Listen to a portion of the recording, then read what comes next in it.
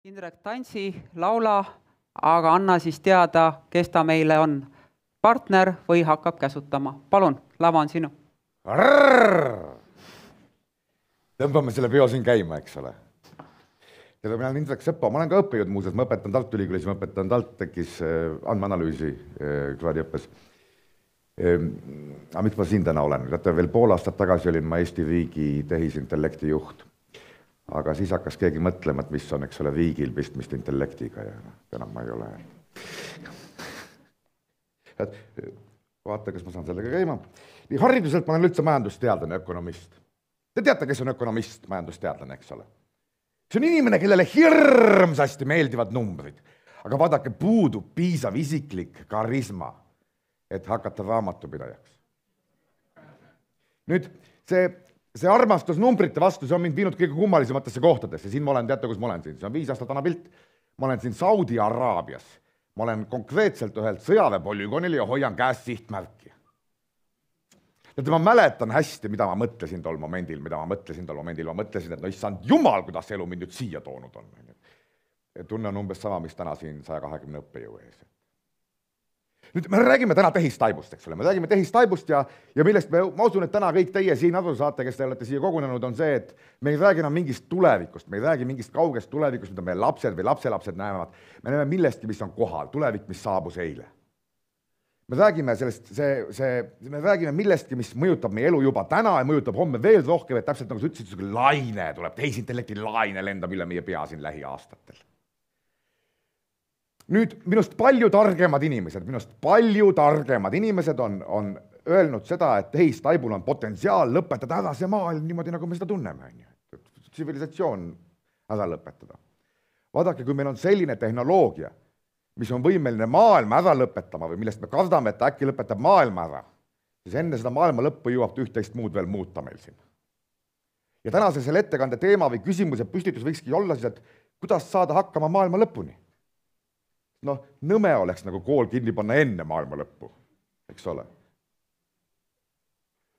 Nüüd, mõned inimesed, siin kooli rektor ka teates on ju, mõned inimesed võrdlevad tehisintellekti tulekut interneti tulekuga. On ju.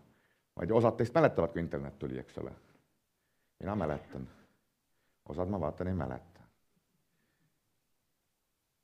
Muuseas, miks nad ütlevad, et vanus on lihtsalt number? Kui see on ju selgelt sõna, eks ole. Mõelge selle peale.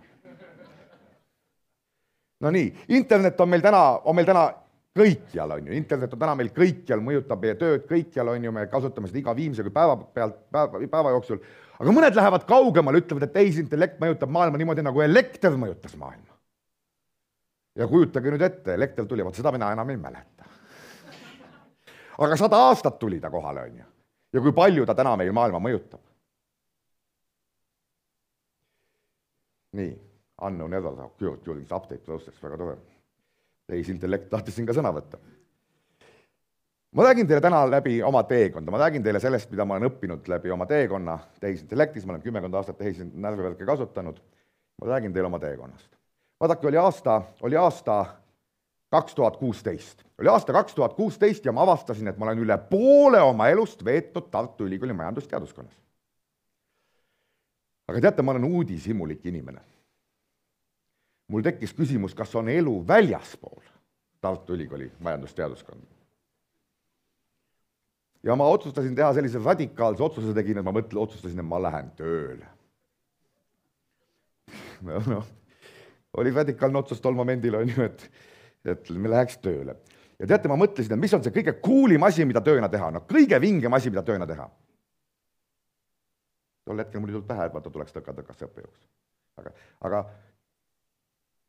mõtlesin, et kõige vingem asi, mida tööna teha, et vaadake, droonid lendavad. Ja mina jään nüüd laseritega taga, piu. Vaat see oleks vinge töö, eks ole. Oleks. Tuleb kellegi midagi vingemat pähe või? Oota, ühesõnaga järgmised 5 aastat. Järgmised 5 aastat, oih, juba töötas. Ajasin ma laseritega droone taga. No, mine tööle nüüd. Jaa, liigub, näed. See siin on Marduk Shark. See on niisugune elukas, mis leiab drooni ülesse 10 kilomeetri või 5 kilomeetri kauguselt suudab tal laserit peal hoida. Kui teil nüüd tekib küsimus, et mis on seost laseritega droonide alla laskmisel ja tehisintellektil, siis vaadake, kui te hakkate laseritega droon alla laskma, siis peagi selgub, et kõik, mis lendab, ei ole droon.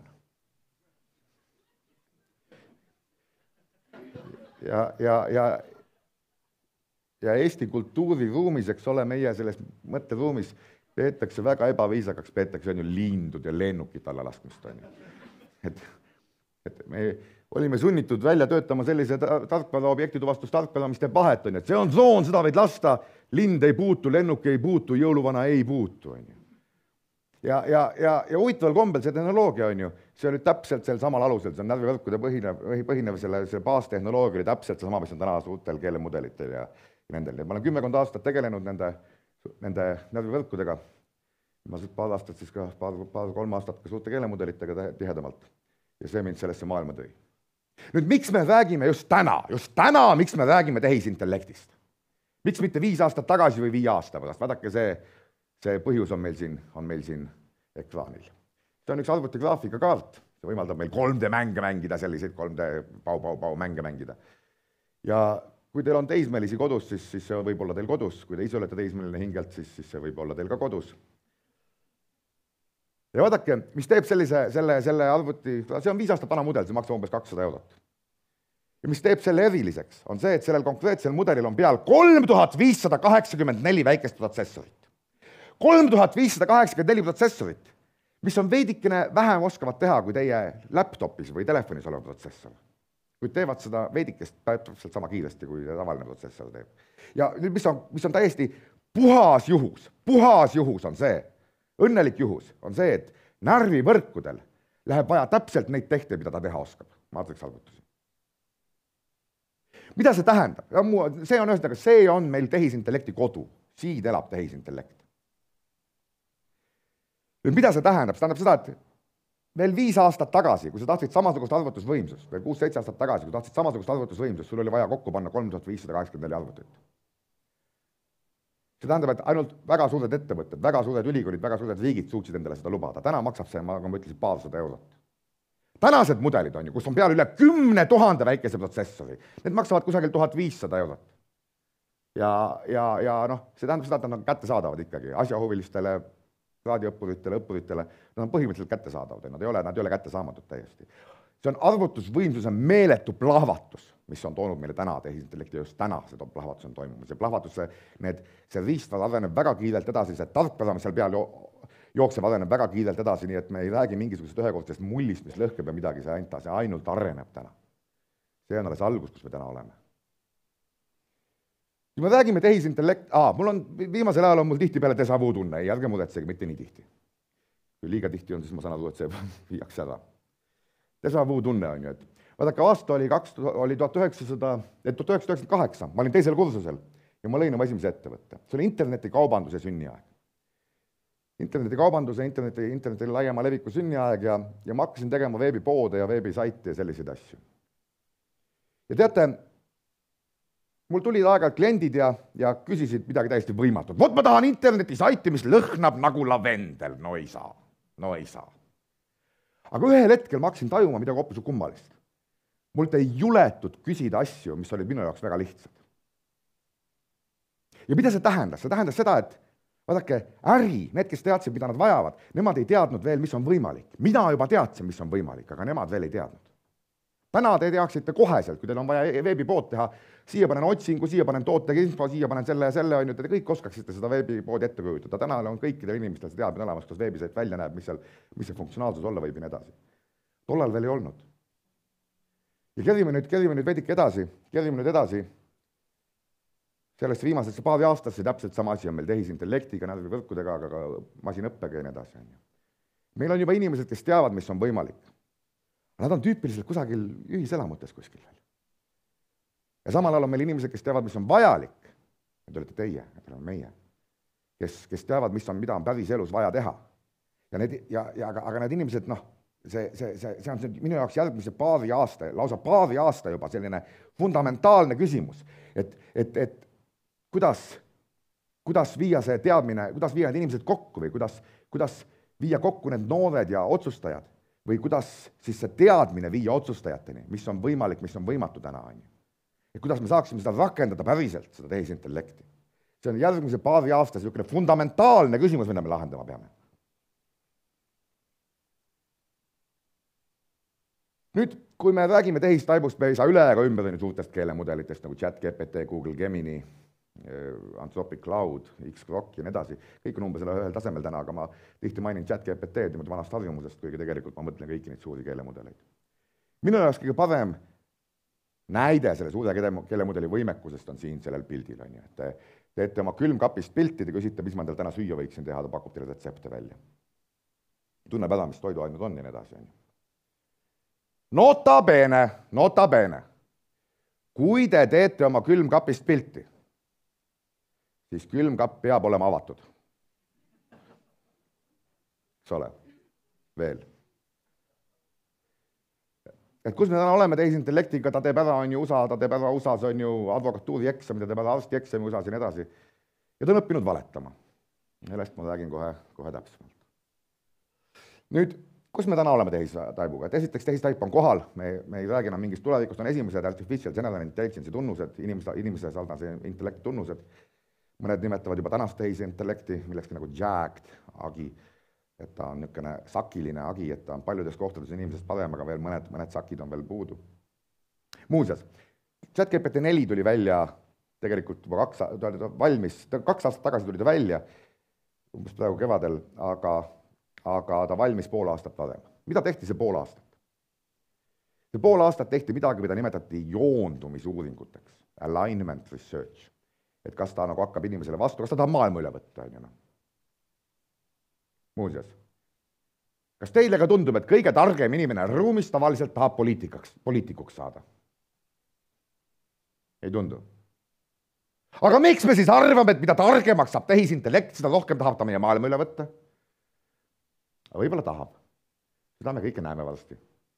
Vaadake, miks me seda näeme varsti, on see, et need enamik tehisintellekti teadlaseid ütleb täna, et hoiame oma hobuseid praegu, et me ei tea, me ei oska kasutada endast palju targemat, me ei oska teda piirit kinni hoida. Endast palju targemat seda tehisaju ja see palju targemaks ta saab. Mitte keegi ei hoia mitte mingeid hobuseid, sest kõik kardavad, et mis saab siis, kui Hiina jõuab ette.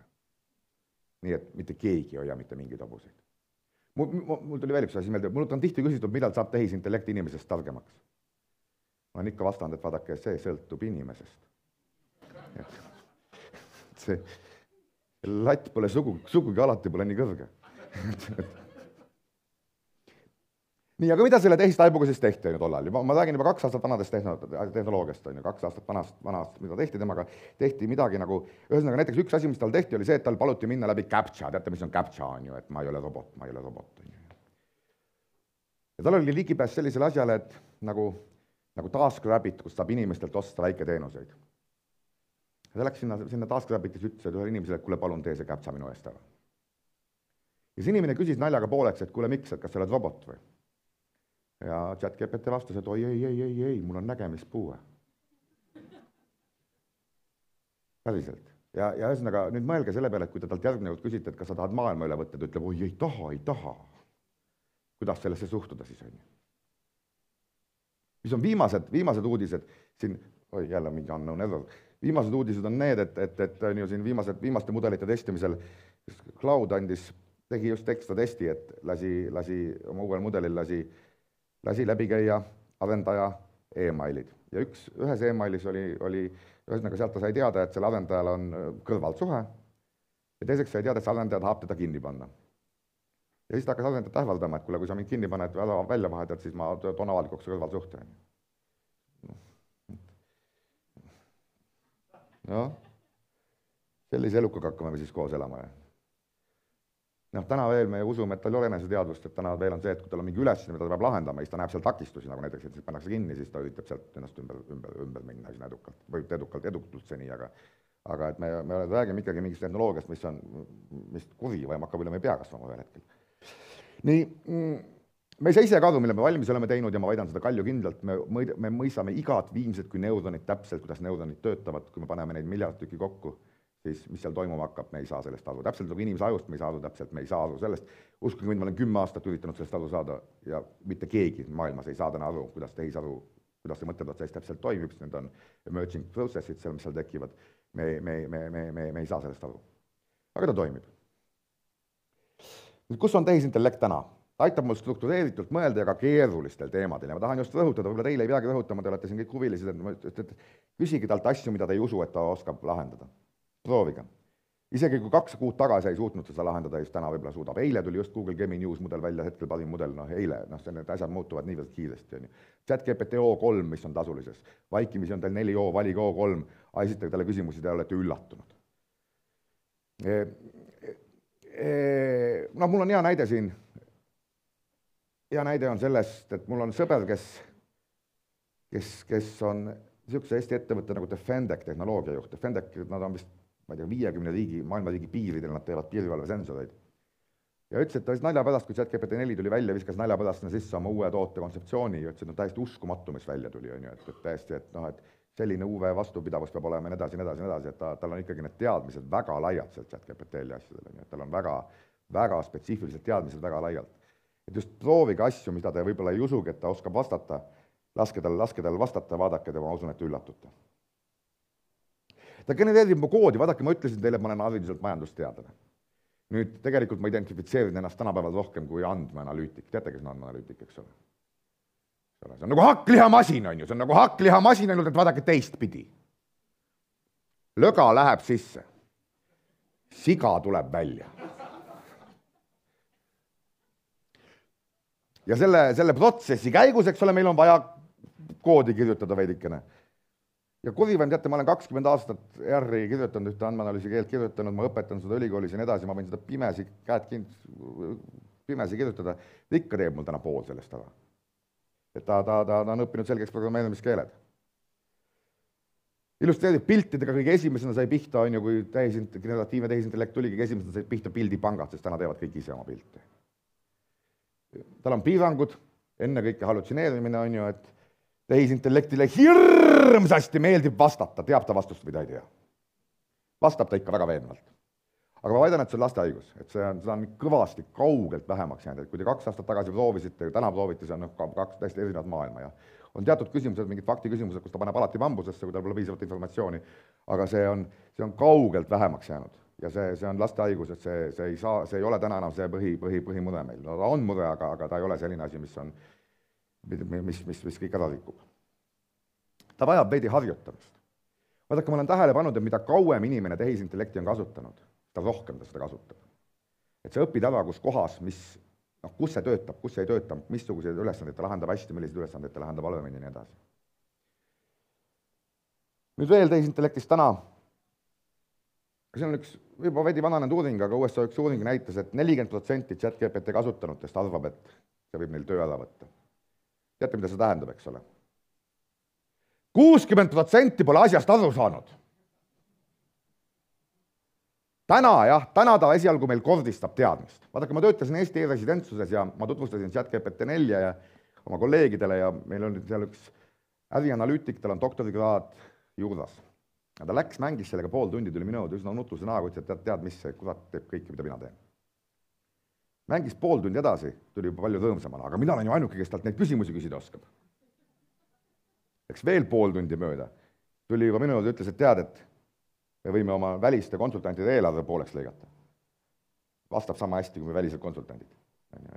Aga esialgu täna veel on see, et sa pead ikkagi teadma, mida sa küsid ja ta võimendab sind, on ju. Täna. Aga jah, et see asi, mida me ülikoolides teeme, et anname inimestele baasteadmisi, see pole veel täitsa mõtetuks muutunud, et seal on oma sisu olemas. Et ta kordistab teadmist. Ja mul on siin, millised töökohad kaovad, millised tulevad juurde, issand jumal, kui ma seda teaksin. Et ma arvan, et pigem esialgu vähemalt tähendab see ikkagi seda, et kõik töökohad muutuvad ja me kõik hakkame tehisintellekti kasutama oma töös. Ja tarviselt nagu me interneti kasutame, eks loomulikult internet kaotas mõned töökohad ja tulid juurde mõned töökohad ja nii edasi, arvutid samamoodi, aga me kõik kasutame täna arvutit ja internetti. Et ta pigem muudab meie maailma, muudab kõiki töökohti. kuidas teil AI töösse võtmise minema saab, kuidas teil saab minema, ma ennustan. Nüüd ma ennustan veidikene. Kuidas teil saab minema tehisintellekti töösse võtmine omal haridustehnoloogiates, hariduses? Vaadake, kõigepealt ma pakun välja, ma ennustan, te kukute läbi. Aga peale seda te eksite. Ja seejärel te teete vigu. Enne, kui te õnnestute. Sest vaadake, ma oleksin hea meelega siin 5 aasta pärast ja räägiksin teile parimatest praktikatest. Aga parimaid praktikaid täna ei ole veel. See muutus on nii suur. Ma tean seda ise omast käest. Ma ise õpetan ülikoolis, ma õpetan ise, ma lausa nõuan tehisintellekti kasutamist. Ma mitte ei ütle, et ei keele ega luba, vaid ma nõuan selle kasutamist. Ma ütlen, et enne minu juurde ei tule küsimusega, kui on tehisintellektilt küsitud. Sel aastal mul polnud ühtegi tudengi küsimust jõudnud minu emaili. Eelmistel aastatel on mul email paksult täis, sel aastal 0. Aga see on muidugi teeb mul meele rõõmsaks, aga teisest küljest on ilmselge, et mu eksamid on liiga lihtsad neil teha. Et tänapäeval, kui nad on tehised, ma õpetan andmeanalüüsi, mul õnneks on võimalus seda teha, ma õpetangi neile täna andmeanalüüsi tegemist tehisintellekti abil, on ju. Et kui vanasti, ma tean ju, et päris elus nad kasutavad seda, on ju, miks ma siis õpetan neil, ma ei tea, nagu see on see joonestamist, kui nad kasutavad CAD-programmi, on ju. Aga neid parimad praktikad ei ole veel välja kujunenud. Me peame testima, me peame proovima, me peame lubama endal ka läbi kukkuda. Vastasel korral me ei tekigi neid parimaid praktikaid. Täpselt nagu kui interneti ajastu tuli, on ju, meil olid interneti igasuguseid saite, igasuguseid firmasid, mis kukkusid läbi, aga samal ajal tekkis ka Google, tekkis ka on ju, Amazon ja nii edasi, on ju, tekkisid, kõik me oleme täna internetist läbi imbunud. Nüüd, lubage ma ennustan veel veidikene tehisintellektist homme. Vaadake, täna ma sõidan hommikul tööle, sõidan sellise Bolti tõuksiga, ma olen ainult 2 korda oma luid sellega murdnud muuseas. Ainult 2 korda. Ma sõidan tööle Bolti tõuksiga, ma olen tööl, ma töötan päeval, ma sõidan koju Bolti tõuksiga ja siis ma lähen trenni ja maksan selle eest, et ennast liigutada, on ju. Maksan selle eest. Ma pakun välja, et homme ma sõidan jälle tööle Bolti tõuksiga, ma töötan päev läbi tehisintellektiga, töötan tehisintellektiga. Sõidan ja õhtul lähen trenni, mõtlemise trenni. Tund aega mõtlen ainult oma peaga. Ainult oma peaga. Maksan selle eest kindlasti ka veel. Ja keegi hiljuti küsis, et kes see juhendaja on, kas on tehisintellekt või? Treener. Ja teate, ja siis ma on ju, teen seda, ja tulen ära sealt trennist ja mõtlen, et tegelikult peaks 2 korda nädalas käima. Tehistaibud ei ole piirareng, on ettearvamatu. Mina mängisin juba GPT-1-ga, GPT-2-ga, need olid sellised toredad mänguasjad, intellektuaalselt huvitavad, kirjutasid 300 teksti, kirjutas 300 juurde. Ja siis järsku tuli GPT-3, millega sai päriselt hakata suhtlema. See oli suhteliselt üllatus kõigile. Ka see näiteks, et halutseneerima hakkas, see oli üllatus, me ei teadnud, et see tuleb, me tõesti ei saa aru sellest, mis seal toimub sees. Ja siis tuli GPT-4, mis on juba täiesti, ja praegused mudelid, nad on ikka, võrreldes esialgsetega, nad 2 peaaegu üle, on ju. Me ei tea tegelikult, mis järgmine samm meil toob. Mina loodan, et ta meie õlut meie eest ära jooma ei hakka. Et intellektil on ikka mingid piirid olemas, on ju, et ka kõik ei ole intellektist kinni ka. Aga areng on tõesti ettearvamatu ja see, kus me oleme 5 aasta pärast või 10 aasta pärast, me ei oska seda öelda, me ei oska seda öelda täna. Me ei tea lihtsalt, meil ei ole teooriat selle kohta. Need tehisintellekti geeniused on veel sündimata või on kusagil koolipingis praegu. Ma ennustan muutlikku ärikeskkonda, muutlikku hariduskeskkonda, kõik on ju, ma siin kuidagi ärimeestele räägin, et nad ütlevad, jah, meil oli see pisikene koroonakene, on ju, ja siis oli väikene Vene sõjakene, on ju, ja nüüd sa ütled, et ärikeskkond läheb muutlikuks või ha-ha-ha, on ju. Aga läheb. Nüüd on huvitav see küsimus, kuidas meie noored hakkama saavad, et tüüpiliselt selliste tehnoloogiliste revolutsioonide korral noored võidavad. Tulevad uute teadmistega ülikoolist ja võidavad. Seekord nüüd mõned ütlevad, et võtab neid juuniortöid ära, on ju, et see on huvitav väljakutse, aga ma usun küll, et noored võidavad sellest jälle, et nad tulevad täiesti uute teadmistega ja kuna see ärikeskkond muutub kiiresti, ettevõtted muutuvad, siis nemad on need, kes need muutused läbi viivad, et ma nagu pigem arvan, et tänased noored, kui me need hästi ette valmistame, nad on selle muutuse katalüsaatoriks või läbiviijaks. Nüüd ja siis selle esimese osa, mul on 2 osa. Esimese osa lõpetamiseks on ju, ma ennustan veel veidikene. Vaadake, täna on meil ChatGPT 4. Las ma ennustan, järgmine versioon on ChatGPT 5. ja peale seda ma pakun välja, tuleb ChatGPT-6. Nüüd on küsimus ChatGPT-6-le, kas Jumal on olemas? ChatGPT-6 vastab, nüüd on. Nii, see on minu esimene osa. Teises osas teen ma teile väikese data story, aga kas esimese osa kohta on tekkinud meil mingisuguseid küsimusi, mõtteid, et praegu on üks hea koht, kus me saame veidikene sel teemal mõtteid vahetada? Kohe uurime, küsimusi tuleb nagu seeni peale vihma, ikka jah. Esimene küsimus on, et miks sina arvad, miks ei saa korrektsete algoritmide loomisega koodiassistendid hakkama või ka Gemini näiteks? Saavad ikka, mõnikord eksivad, mõnikord ei eksi, minul saavad nad tihti peale päris ilusasti korrektsete algoritmide loomisega hakkama. Et päris nii see ka ei ole, nad mõnikord eksivad ja minul on oma test, mul on analüütik, mul on paar keerulist ülesannet, mida ma alati proovin läbi lasta igalt uuelt mudelilt ja vaatan, kuidas nad teevad. Viimast Geminit, mis eile välja tuli, ma pole proovinud veel. Ja ma teen seda täna veel paremini sellest mudelist ja ta eksib ja ta teeb vigu ja nii edasi. Aga ma vaatan, kuidas ta mõtleb ja kus kohta ta jõuab. Ta on kuradi lähedal. Ta on väga lähedal mulle. Ja ma olen kuradi hea andmeanalüütik. Ma õpetan seda asja, ma olen 10 aastat seda õpetanud. Sa hallutsineerid või liialdad? Vot jaa, see on täpselt siin, et kui ta minu tasemel seda asja teeb niimoodi, et ta on minule väga lähedal ja ma ütlen, et aasta pärast teeb ta selle ära ka, siis ma ei ütleks, et ta hakkama ei saa, et ta saab paljude asjadega hakkama, et ta mul ikka, ta kirjutab mul täna pool koodi.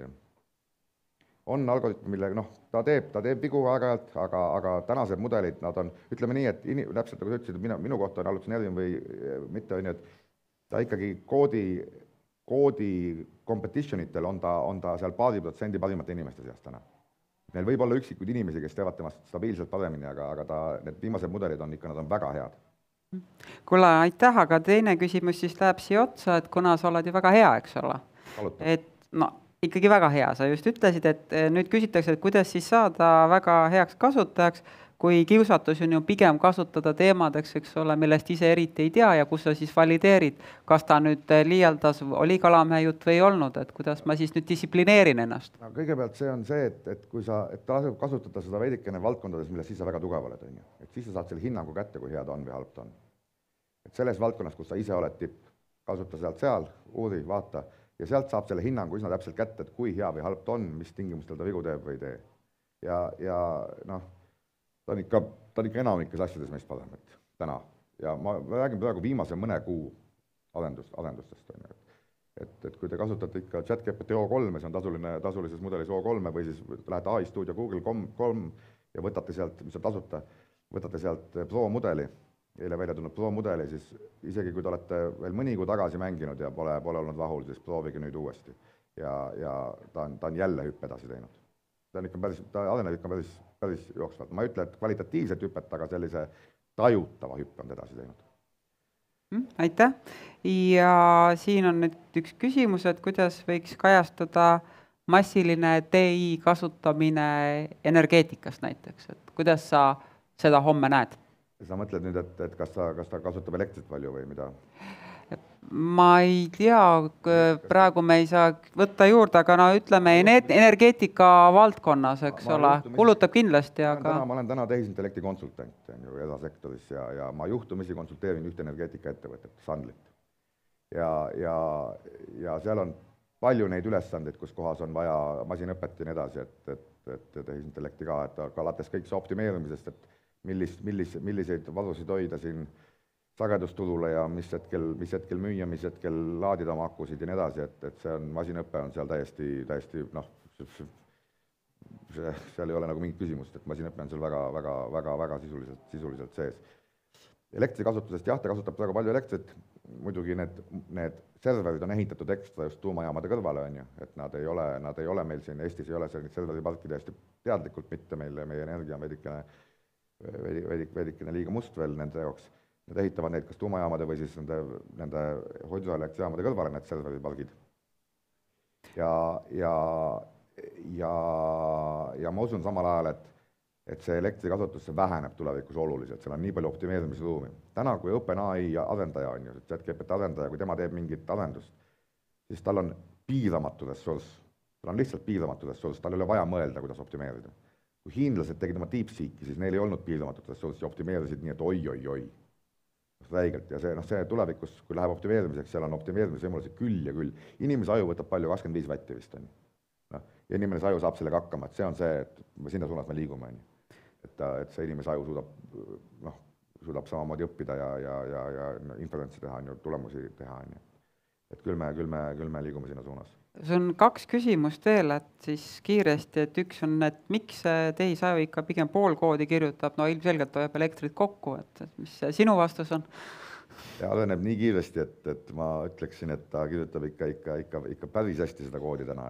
Teine pool tuleb homme, eks ole? Et siin ma olen tähele pannud et mõned programmeerijad siin on veidikene skeptilised ja nii edasi, aga ma ütlen, et kasutage viimaseid vahendeid, võtke kursor või lavapõl või midagi ette ja teile üllatute.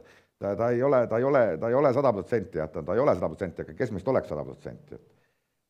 Et minu aeg hoiab ta väga selgelt kokku. Nüüd on siin küsimus on ju selles, et mõned ütlevad, et okei, minu aega, kes ma olen 20 aastat seda kasutanud, on ju, ma näen kohe ära, kas seal koodis on viga või ei ole, ja ma saan seda sellepärast kasutada. Aga teine asi on see, et kui me vaatame jällegi uuringuid, siis nad ütlevad, et just seda juuniorit kipub ta aitama kõige rohkem, on ju, kes saab omal koodi luua selle abil.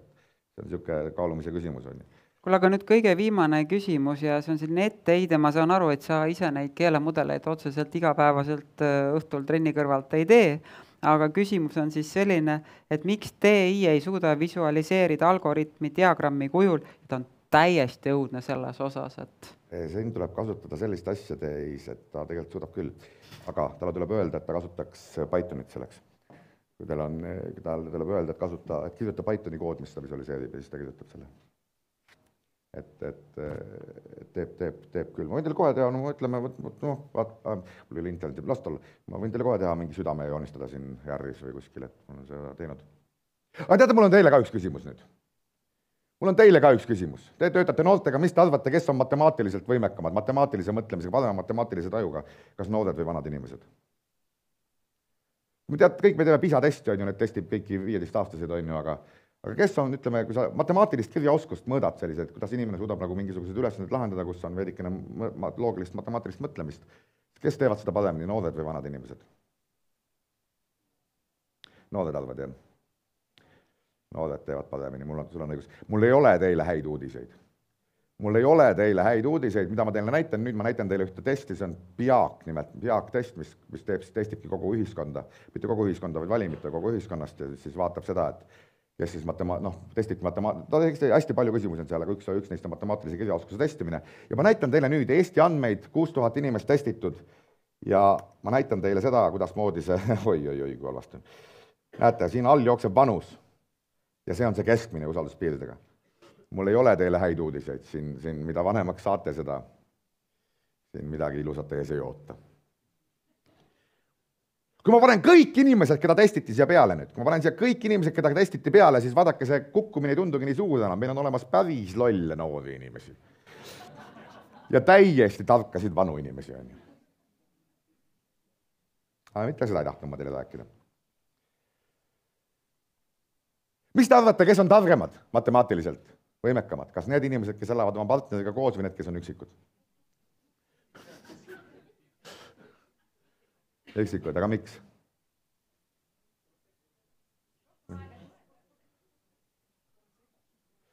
Vaat ei ole nii. Tuleb välja, et need inimesed, kes elavad koos kellegagi, vaatame seda asja. Vaatame. Lisame siia juurde.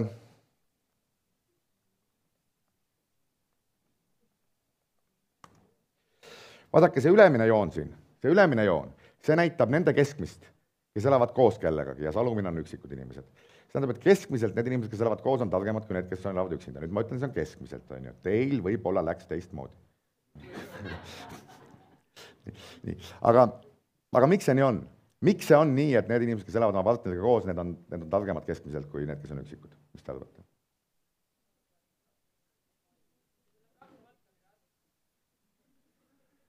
Et kui teil näiteks tütar või poeg on ju, hakkab keskkooli lõpetama, siis ütled, et kiiresti leia endale partner koli kokku, et vaat kuidas siis matt hakkab minema või?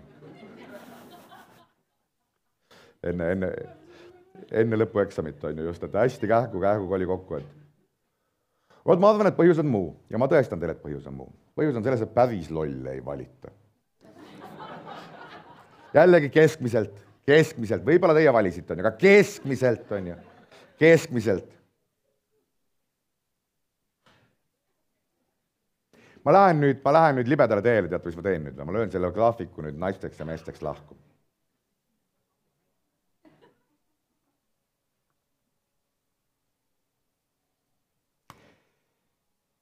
Vaadake, naiste puhul pole mitte mingit vahet, kas ta elab koos või mitte.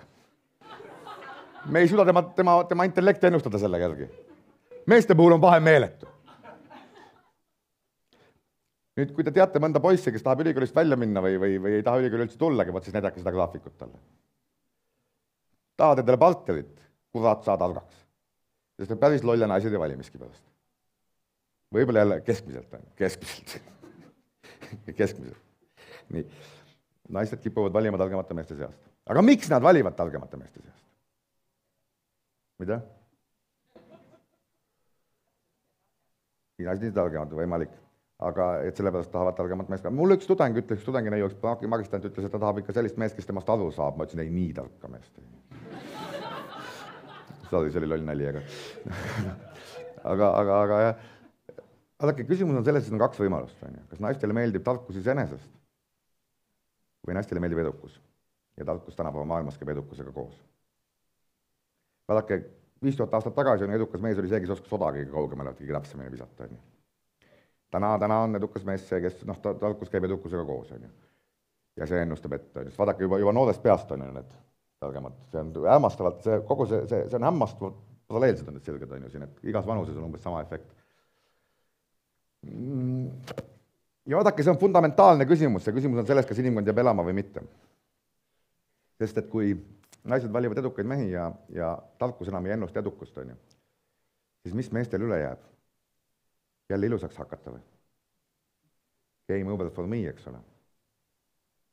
Et kui see, kui ikkagi ühiskondlik surve on saada targemaks, siis vähemalt inimesed jäävad koolis käima, aga kui ei ole seda survet, siis miks peaksid? Vaadake, kui meie esivanemad vaatavad kusagil pilvepiiri pealt alla ja vaatavad alla ja mõtlevad, et issand jumal küll, mis ühiskond see on, keegi ei käi kirikus, keegi abielu on lubatud.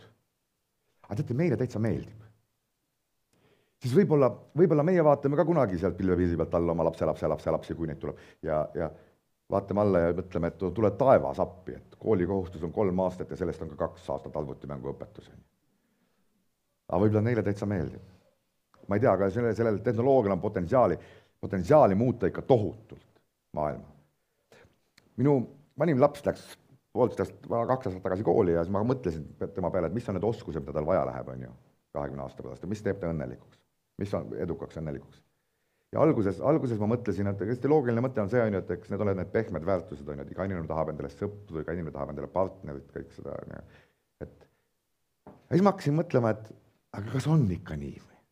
Siis nagu siin täna juba räägiti vist korraks ka, et tuled koju õhtul, selle sõprussuhete hoidmine, partneri leidmine ja hoidmine nii kaua, kui lapsed tulevad, see on raske töö tegelikult. Tuled koju, chat GPT-ga.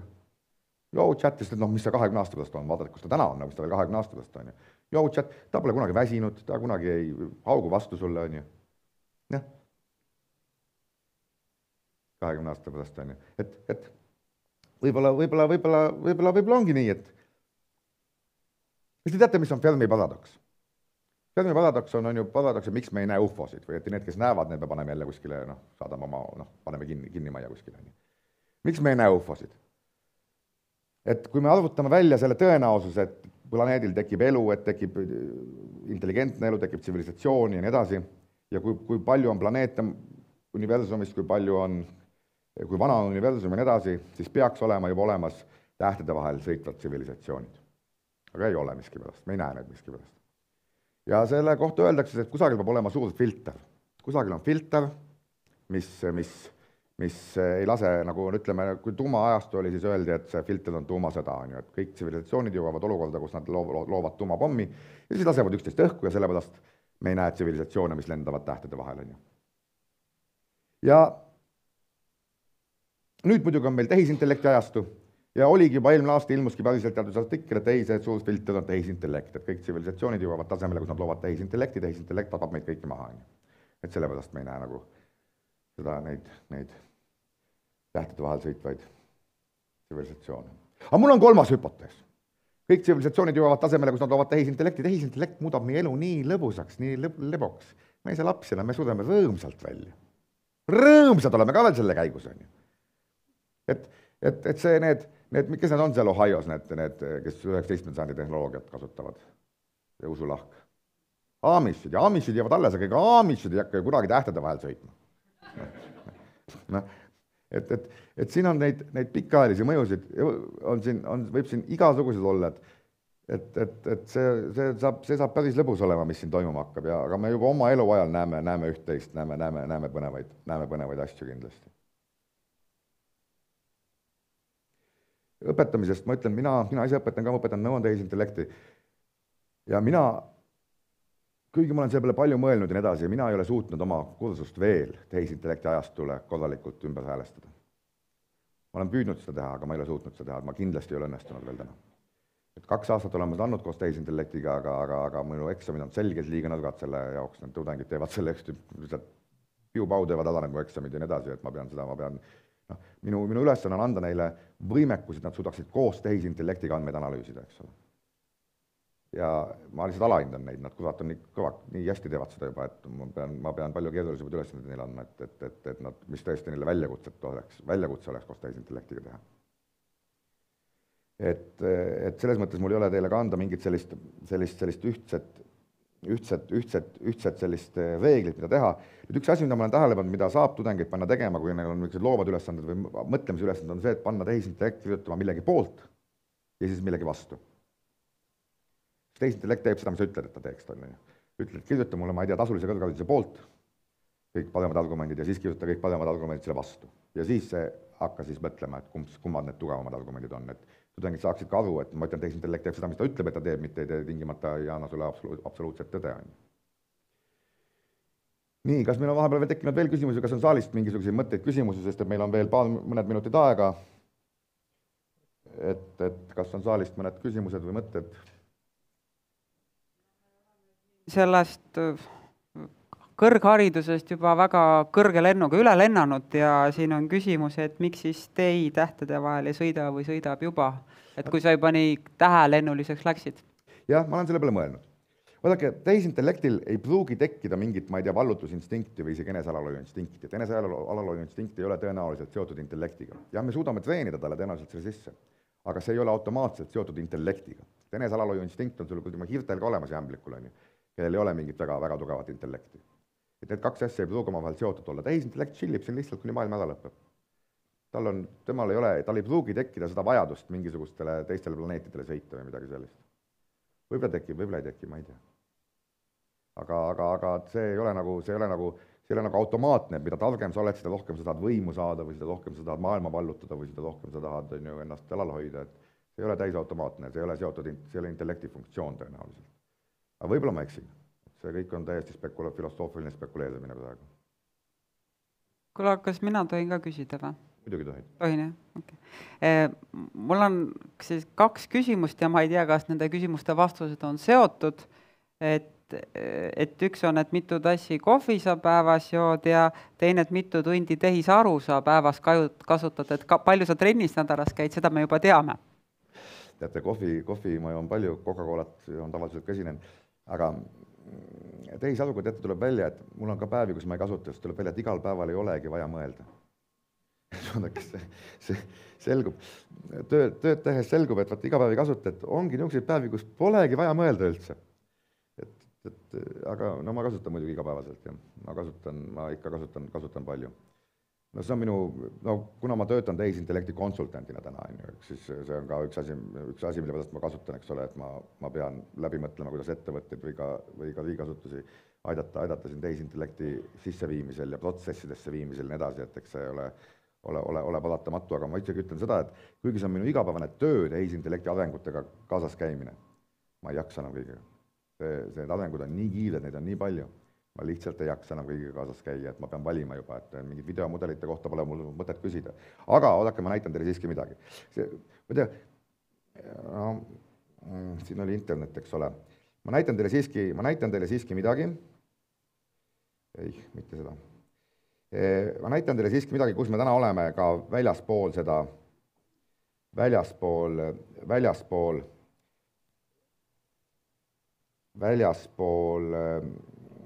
nii-öelda õpetamist, aga mis tegelikult saab meie maailma muutma veidi. Ja ma avaldan teile ühe saladuse, ärge te seda rääkige kellelegi. Nii, ma pean interneti selleks saama.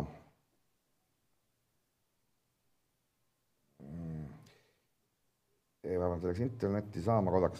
Ühesõnaga, vaadake, see foto, millega mind reklaamiti siin.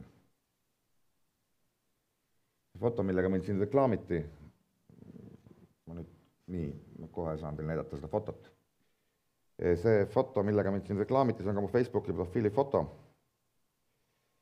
Ja selle fotoga on selline asi, et see ei ole tehtud fotograafi poolt.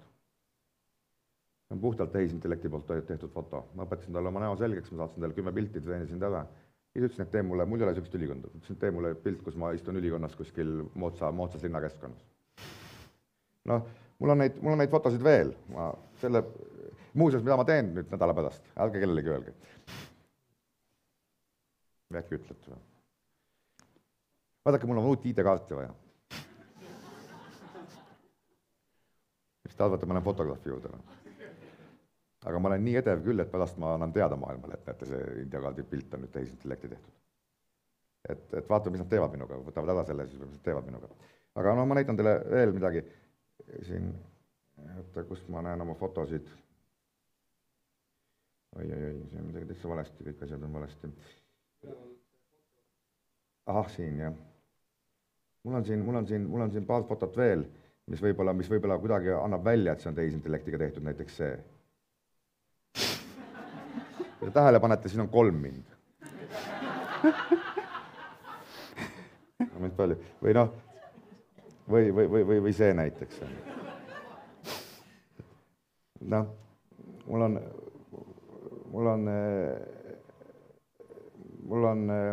ma tegin sellele politsei tippjuhtkonnale tegin presentatsiooni. Ja siis ma alustasin neid, ma ei tea, kes tunneb politseijuhi ära, et tegelikult Simpson on, et alustasin sellega, et mul on siin eelmisest õhtust mõned fotod siin.